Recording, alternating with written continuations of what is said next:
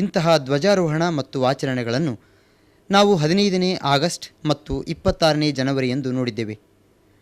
ಆದರೆ ಇಂತಹ ಆಚರಣೆ ಇಲ್ಲಿ 17ನೇ ಸೆಪ್ಟೆಂಬರ್ನಂದು ಏಕೆಂದು ನಿಮಗೆ ಅಚ್ಚರಿಯಾಗಿರಬಹುದು. ಸೆಪ್ಟೆಂಬರ್ 17ರ ಈ ಆಚರಣೆಗೆ ಉತ್ತರ ಹುಡುಕಲು ಇತಿಹಾಸದ ಪುಟಗಳತ್ತ ಮೊರೆ ಹೋಗೋಣ.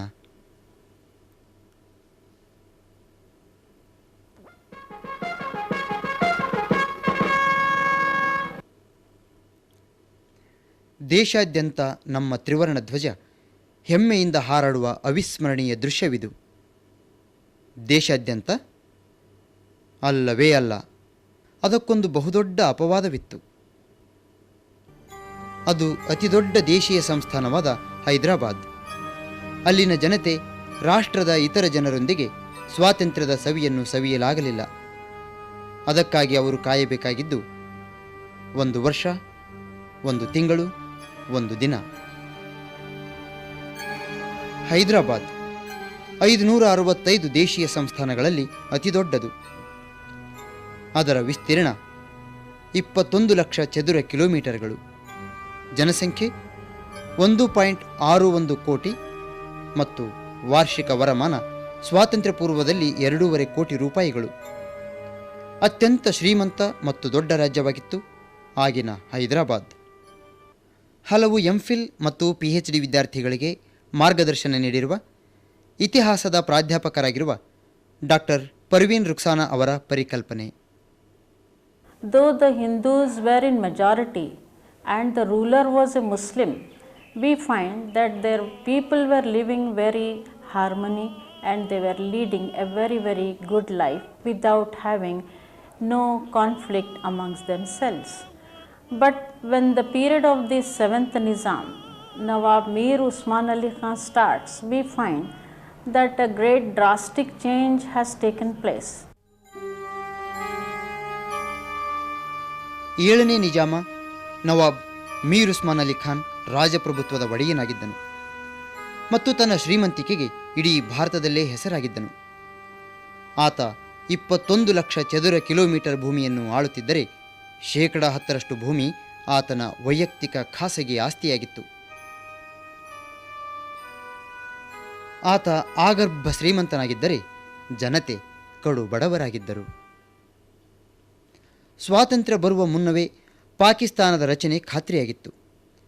ನಿಜಾಮ ಕೂಡ ಸ್ವತಂತ್ರ ನಿಜಾಮ ರಾಜ್ಯದ ಕನಸು ಕಾಣುತ್ತಿದ್ದ. ಆತನು ಸ್ವತಂತ್ರ ಇಸ್ಲಾಮಿಕ್ ರಾಜ್ಯದ ಪ್ರಭುವಾಗ ಬಯಸಿದ್ದ.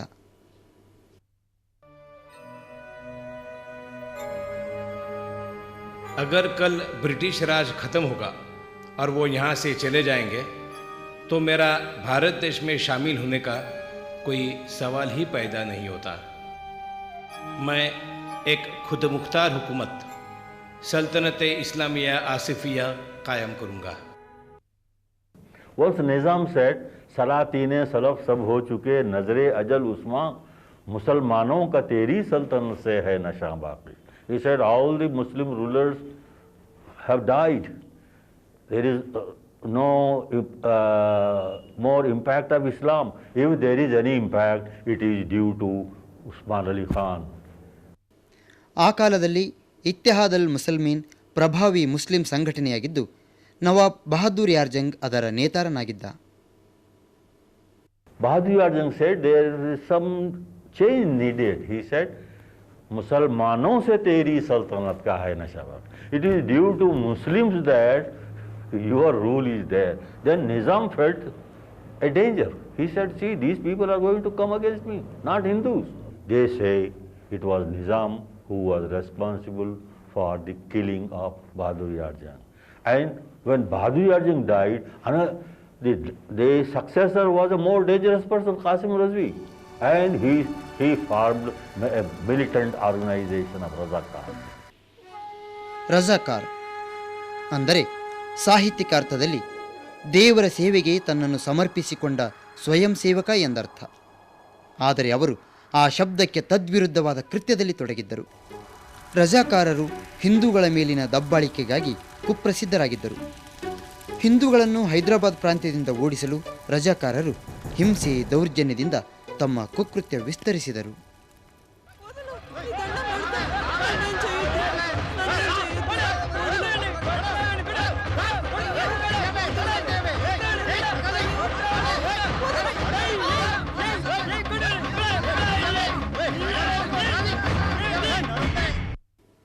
ಅನೇಕ ಸ್ವಾತಂತ್ರ್ಯ ಯೋಧರು ರಜಾಕಾರರ ಅಪರಾಧಿ ಕೃತ್ಯಗಳನ್ನು ಪ್ರತಿಭಟಿಸಿದರು.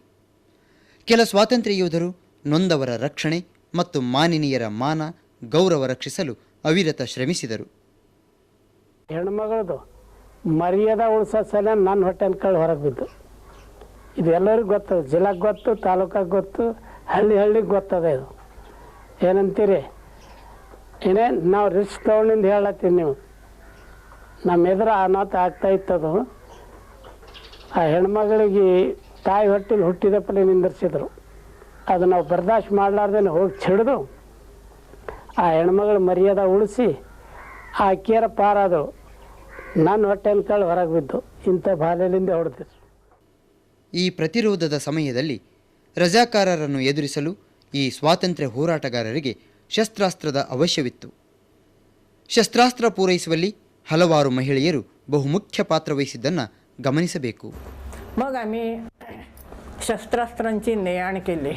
हातात प्रत्यक्ष शस्त्र मी घेतलं नाही, पण दगडाबाई शेळके, काबरा म्हणजे अशा बायका ज्या होत्या त्यांनी हातात शस्त्र घेऊन लढा केला. बाकीच्या ज्या गीताबाई चारठाणकर, आशाताई वाघमारे, करुणा चौधरी आणि अशा पुष्कळ जणी, आम्ही एक 5-6 जणी होतो. या 5-6 जणी अगदी प्रामुख्याने शस्त्रास्त्रांची ने-आण करण्यावरच आमची नेमणूक झालेली होती. ಇದೇ ವೇಳೆಗೆ ಕಮ್ಯುನಿಸ್ಟ್ ಪಕ್ಷ ಹೈದರಾಬಾದ್ ಸಂಸ್ಥಾನದಲ್ಲಿ ಪ್ರಾರಂಭವಾಯಿತು. ಆದರೆ ಯಾವ ರಾಜಕೀಯ ಪಕ್ಷಕ್ಕೂ ಮಾನ್ಯತೆ ನೀಡದಿರುವ ನೀತಿ ಸರ್ಕಾರದ್ದು.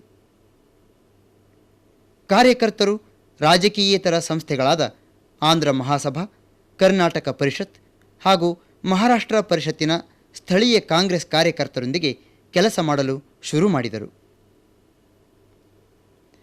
ಇದೇ ವೇಳೆಗೆ ಹಿಂದೂ ಮಹಾಸಭಾ ಮತ್ತು ಆರ್ಯ ಸಮಾಜದವರು ಭಾಗಾನಗರ ನಿಶಸ್ತ್ರೀ ಪರಿಷತ್ ಎಂಬ ಹೆಸರಿನಲ್ಲಿ ಸತ್ಯಾಗ್ರಹ ಆರಂಭಿಸಿದರು. ಧಾರ್ಮಿಕ ಸ್ವಾತಂತ್ರ್ಯ ಮತ್ತು ನಾಗರಿಕ ಹಕ್ಕುಗಳು ಈ ಚಳವಳಿಯ ಮುಖ್ಯ ಬೇಡಿಕೆಗಳಾದರೆ, ಕಾಂಗ್ರೆಸ್ ಮಾತ್ರ ಜವಾಬ್ದಾರಿ ರಾಜಕೀಯ ವ್ಯವಸ್ಥೆಯೊಂದರ ಬೇಡಿಕೆಯನ್ನು ಮುಂದಿಟ್ಟಿತ್ತು. ಡಾಕ್ಟರ್ BC ಮಹಾಬಳೇಶ್ವರಪ್ಪ ಅವರು ಇಂಟಿಗ್ರೇಷನ್ ಆಫ್ ಹೈದರಾಬಾದ್ ಕರ್ನಾಟಕ ಎಂಬ ವಿಷಯಕ್ಕಾಗಿ ಡಾಕ್ಟರೇಟ್ ಪದವಿ ಪಡೆದಿದ್ದು, ಅವರ ಅಭಿಪ್ರಾಯ ಹೀಗಿದೆ. The nationalists under the leadership of Swami Ramananda Tirth, who gave a secular color to this historic struggle and instructed our Samajists, the Hindu Mahasabha people and the state congress to join together in launching what is known as Joint Union Movement to bring pressure on Nizam government to concede and join the Union of India. ಜನಸಂಖ್ಯೆಯ 12% ಮುಸ್ಲಿಮರು, 88% ಮುಸ್ಲಿಮೇತರರಿದ್ದಾಗ್ಯೂ ನಿಜಾಮ ವಿಭಿನ್ನ ಯೋಜನೆ ಹೊಂದಿದ್ದ. ಆತ ಸ್ವತಂತ್ರ Islamic ರಾಜ್ಯದ ಅರಸನಾಗುವ ಕನಸು ಕಂಡಿದ್ದ. ಅದನ್ನು ಸಾಧಿಸಲು ಆತ ದೇಶದ ಇತರ ಭಾಗಗಳಿಂದ ಹೆಚ್ಚೆಚ್ಚು ಸಂಖ್ಯೆಯ ಮುಸ್ಲಿಮರು ಹೈದರಾಬಾದಿಗೆ ಬಂದು ನೆಲೆಯೂರುವಂತೆ ಈಗಾಗಲೇ ಪ್ರೋತ್ಸಾಹಿಸಿದ್ದ.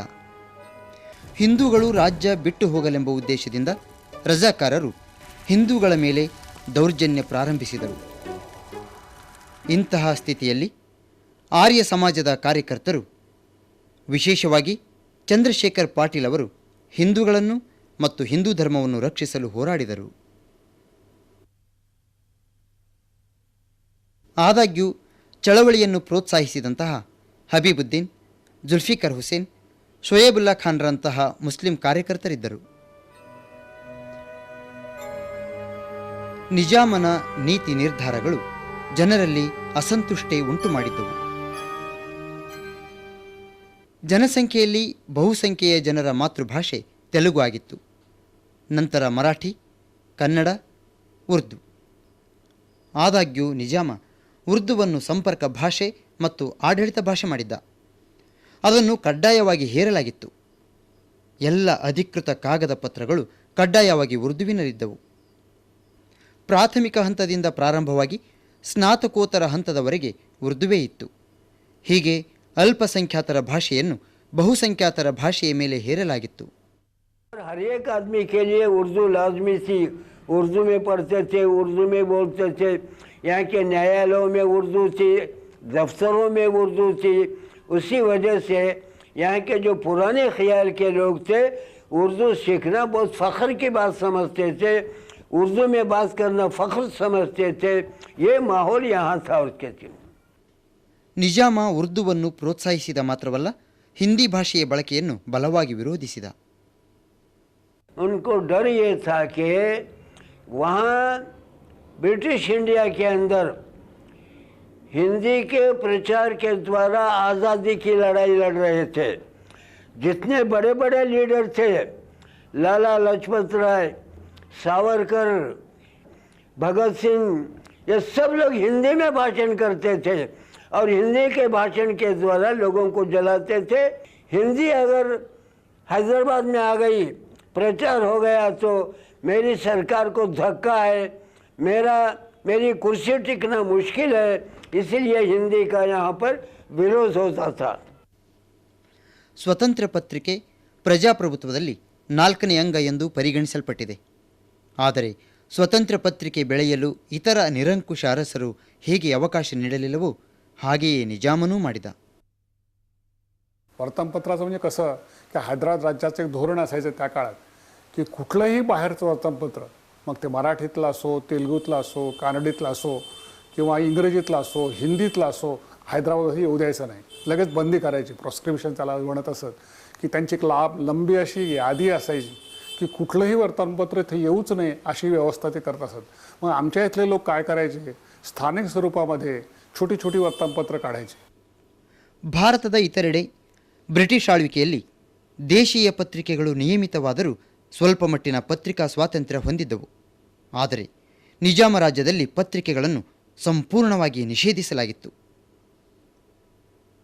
ನಿಜಾಮನ ಹೆಸರು ಸ್ತುತಿಸುತ್ತಿದ್ದ ನಿಜಾಮ ವಿಜಯದಂತಹ ಪತ್ರಿಕೆಗಳು ಉಳಿಯಲು ಅವಕಾಶವಿತ್ತು. ಆದರೆ ರಾಷ್ಟ್ರೀಯವಾದಿ ಸಂಪಾದಕ ಶೊಯಬುಲ್ಲಾ ಖಾನ್ ತಮ್ಮ ಇಮ್ರೋಜ್ ಪತ್ರಿಕೆಯಲ್ಲಿ ನಿಜಾಮ್ ಮತ್ತು ರಜಾಕಾರರ ದಬ್ಬಾಳಿಕೆ ಖಂಡಿಸಿದ್ದಕ್ಕಾಗಿ ಆತನನ್ನು ಬರ್ಬರವಾಗಿ ಹತ್ಯೆಗೈಯಲಾಯಿತು. ಪತ್ರಿಕೆ ಮುಚ್ಚಿದ್ದರಿಂದ ರಾಷ್ಟ್ರಪ್ರೇಮಿಗಳು ರೇಡಿಯೋ ಮಾಧ್ಯಮವನ್ನು ಬಳಸಿದರು. ಮುಂಬಯಿಯ ಬೋರಿವಲಿ ಎಂಬಲ್ಲಿ ರೇಡಿಯೋ ಪ್ರಸರಣ ಕೇಂದ್ರ ಸ್ಥಾಪಿಸಲಾಯಿತು. ಆ ರೇಡಿಯೋ ಉದ್ಘೋಷಕರಾಗಿದ್ದವರು ಶ್ರೀ ಪದ್ಮಾಕರ್ ಲಾಟ್ಕರ್. मग मी पहिल्यांदा राष्ट्रीय गीत म्हणायचा. हे करून मग ये आज़ाद हैदराबाद रेडियो है, आप पद्माकर लाटकर आपको हिंदी में मुक्ति संग्राम के खबरात जो है अनाउंस करेंगे. उसके बाद हिंदी में, मराठी में 15-20 मिनट ये करेंगे. ಆ ಕಾಲದಲ್ಲಿ ನಿಜಾಮನನ್ನು ಹೊಗಳುವ ಪ್ರಾರ್ಥನೆಯನ್ನು ಎಲ್ಲ ಶಾಲೆಗಳಲ್ಲಿ ನಿಜಾಮ ಕಡ್ಡಾಯಗೊಳಿಸಿದ್ದ. निज़ाम मुल्क उस्मान अली खान असीफ़ साबे सिराजुद्दीन इस्लामी अमीर मोमिना तू हो. ಅರ್ಥಾತ್, ಓ ಉಸ್ಮಾನ್ ಅಲಿ, ನೀನು ಇಸ್ಲಾಮಿನ ಮಗುವಾಗಿರು, ಇಸ್ಲಾಂ ಕೋಮಿನ ಮುಖ್ಯಸ್ಥನಾಗಿರು. ಸ್ವಾತಂತ್ರ್ಯ ಯೋಧರು ಒಂದೇ ಮಾತರಂ ಹಾಡುವುದನ್ನು ಶಾಲೆಗಳಲ್ಲಿ ಪ್ರಚುರಪಡಿಸಿದರು. छीन सकती है नहीं सरकार वंदे मातरम, हम गरीबों के गले का हार वंदे मातरम. जेल में हो चक्की घसेटे, भूख से हो मर रहे, पर आनंद से गाते रहें ये गीत वंदे मातरम.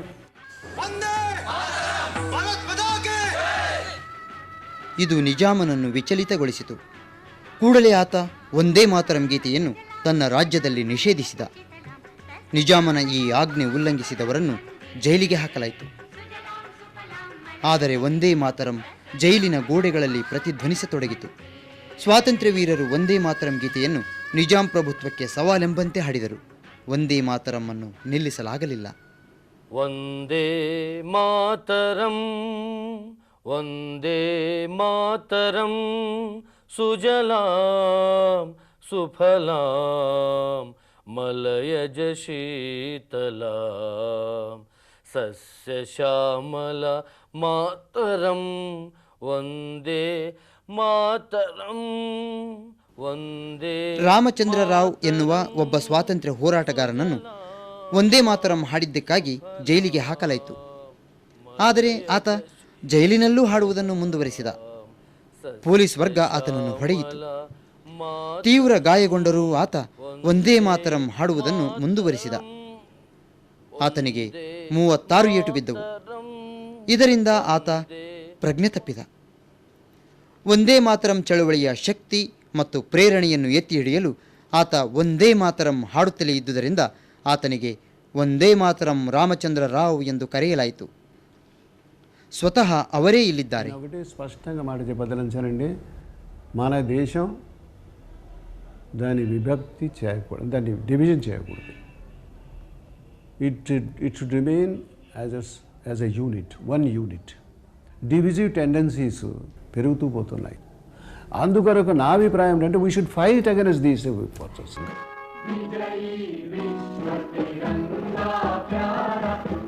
ದೇಶಾದ್ಯಂತ ಸ್ವಾತಂತ್ರ್ಯ ಚಳವಳಿ ಪ್ರಬಲವಾಗತೊಡಗಿತ್ತು. ಇಂತಹ ದಿನಮಾನದಲ್ಲಿ ರಾಜಪ್ರಭು ನಿಜಾಮ ಭಾರತ ಸೇರುವುದನ್ನು ನಿರಾಕರಿಸಿದ. ಆತನು ನಿರ್ದಯವಾಗಿ ತನ್ನ ಅರಸೊತ್ತಿಗೆ ವಿರುದ್ಧದ ಪ್ರತಿಯೊಂದು ಚಳವಳಿಯನ್ನು ಹತ್ತಿಕ್ಕಲು ಮುಂದಾಗಿದ್ದ. ಇಲ್ಲಿ ಪೂರ್ತಿ ನಿರಂಕುಶ ಪ್ರಭುತ್ವ ಇತ್ತು. ಇಲ್ಲಿ ಯಾರ್ದು ಏನು ಇದ್ದಿಲ್ಲ, ಒನ್ ಮ್ಯಾನ್ ಶೋ. ನಿಜಾಮ್ ಸಾಹೇಬರು ಏನು ಹೇಳ್ತಾರೆ ಅದನ್ನೇ ಅವ್ರ ಮಂತ್ರಿಗಳು ಅವರಿಂದ ನೇಮಿಸಲ್ಪಟ್ಟವರು ಅವ್ರು ಮಾಡಬೇಕು. ಮಾಡದೇ ಇಲ್ಲ ಇಲ್ಲೇ ಇಲ್ಲ, ಮಾಡಲಿಲ್ಲ ಅಂದ್ರೆ ಅವ್ರನ್ನ ಫಾಸಿನೇ. ನಿಜಾಮ ತನ್ನ ಸರ್ವಾಧಿಕಾರಿ ಧೋರಣೆಗೆ ಕಟಿಬದ್ಧನಾಗಿದ್ದ. ಅನೇಕ ರಾಷ್ಟ್ರಪ್ರೇಮಿಗಳನ್ನು ಜೈಲಿಗೆ ಹಾಕಲಾಯಿತು. ಮರಣ ದಂಡನೆಯನ್ನು ವಿಧಿಸಲಾಯಿತು. ರಜಾಕಾರರು ಮಾತ್ರ ಸರ್ವ ಸ್ವತಂತ್ರರಾಗಿದ್ದರು.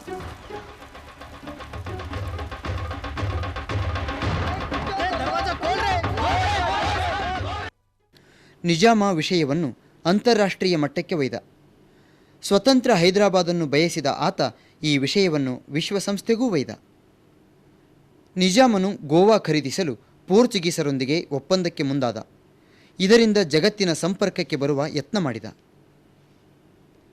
ಇದೇ ವೇಳೆಗೆ ಮುಷಿರಾಬಾದ್ ಕಾಂಗ್ರೆಸ್ ದಿಗಂಬರ್ರಾವ್ ಬಿಂದು ಅವರ ನೇತೃತ್ವದಲ್ಲಿ ನಡೆಯಿತು.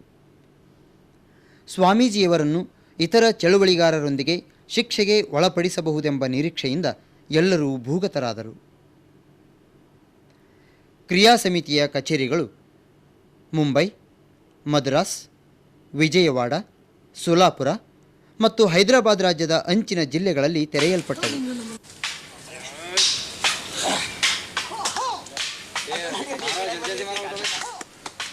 ತರಬೇತಿ ಶಿಬಿರಗಳು ಸ್ಥೈರ್ಯ ಮತ್ತು ಸೈನಿಕ ನೈಪುಣ್ಯವನ್ನು ಹೆಚ್ಚಿಸುವುದಕ್ಕಾಗಿ ಸ್ಥಾಪಿಸಲ್ಪಟ್ಟವು.